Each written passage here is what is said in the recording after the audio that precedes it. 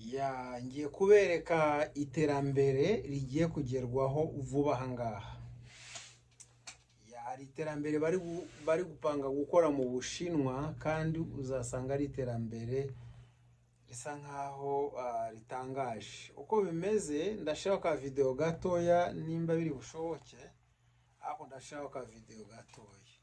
Ni ukuvuga hari akantu ufata ugashyira mu kanwa kameze bakita ngo ni strip, ariko kakaba gakorana na bluetooth ya telefone yawe.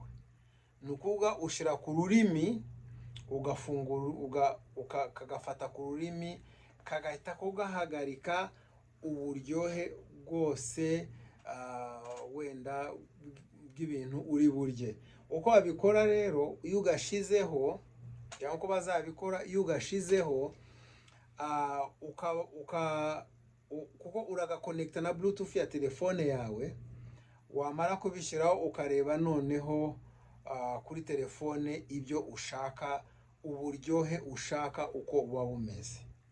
Bisobanura ushobora kurya igitoki ukagira uburyohe bw'inyama, cyangwa ukarya imboga cyangwa imineke, warya umuneke ukagira uburyohe bw'amafi. Ni ukuvuga ikintu cyose wumva ushaka ukizana kuri telefone yawe ukagishyira aho, ukavuga ngo ko gihita ko gikonekita na bluetooth y'ako kantu kari mu kanwa, hanyuma ugahita kugira uburyohe bw'icyo kintu ushaka. Bisobanura yuko nta muntu uzongera kuvuga ngo njye nkeneye kurya inyama, nkeneye kurya ibiki n'ibiki. Oya, ibyo ushaka byose ushobora kurya ikintu kimwe cyonyine. Wenda tuvuge ku rugero, ushobora kurya wenda imboga nyarwatsi, cyangwa tuvuge ushaka kurya ibishyimbo gusa, hanyuma ako kantu kakabihindura inyama, kakabihindura amafi, kakabihindura umuceri, kakabihindura iki cyose. Upfa gufata ukabishyira kuri telefone yawe gusa. Washyira kuri telefone yawe ukavuga ngo ndashaka uburyohe bw'ibirayi, ugashyiraho niba ari ibishyimbo ufite cyangwa niba ari ibijumba ufite, ukajya urya ibijumba gusa, ariko ukagira uburyohe bw'ikintu cyose ushaka. Urumva hagati aho ngaho nta muntu uzongera kuvuga ngo nabuze icyo kurya, nako nabuze icyo. Ngira ngo n'igitaka, ushobora kurya igitaka ugashyiraho uburyohe bw'amafi, kandi bikagenda neza. Nuko ikintu cyose, ubwo ni urugero gusa natanze rw'igitaka, ariko ikintu cyose wariye ushobora gufata telefone ugashyiraho uburyohe bw'icyo kintu bukakujyaho, mbese ukaba uri kurya ikintu ariko gitandukanye n'uburyohe bw'ikintu ushaka. Mbese niyo tekinoloji igezweho, niyo igiye kugerwaho ubu ngubu, nibyo bintu bagiye gukora ubu ngubu. Impamvu nashatse kubivuga cyane cyane ni uko ahanini usanga nko mu giturage abantu bavuga ngo uriya ajya arya umuceri, ni umuntu ukize, uriya ajya arya ibi n'ibi, ni umuntu umeze neza. Ibyo ntabwo bizongera kuba.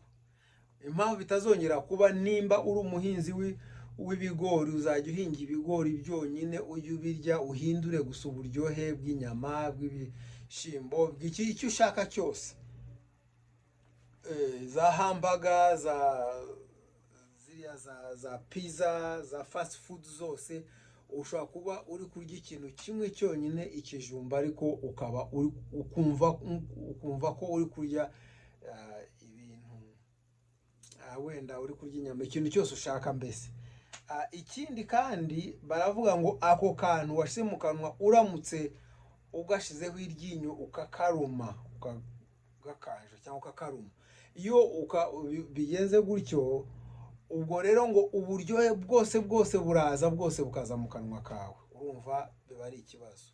Mbese mu yandi magambo, ushobora gufata amazi ukanywa amazi, ariko ugafata telefone yawe ukayishyiraho amata, ugashyira amata aho ngo ndashaka uburyohe bw'amata, ikaza. Cyangwa ndashaka uburyohe bw'ubuki, cyangwa ndashaka uburyohe bwa fanta, coca, citro, iyo ariyo yose, ariko uri kunywa amazi, ukagotomera amazi, ariko muri wo ukaba uri kumva uburyohe bwa fanta cyangwa icyo ushaka cyose.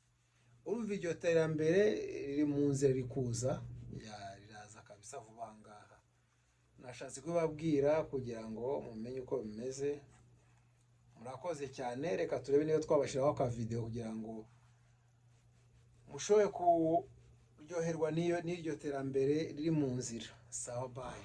Strip would cover every little bump on your tongue. Then it pairs with an app and you pick a flavor. Now you can eat steamed broccoli, and the cover will block the taste signals, replacing them with your selected flavors, meaning your broccoli will taste like a bacon cheeseburger. A glass of water tastes like an ice-cold soda, and a sad bowl of boiled chicken tastes like movie theater nachos. But if you bite your tongue,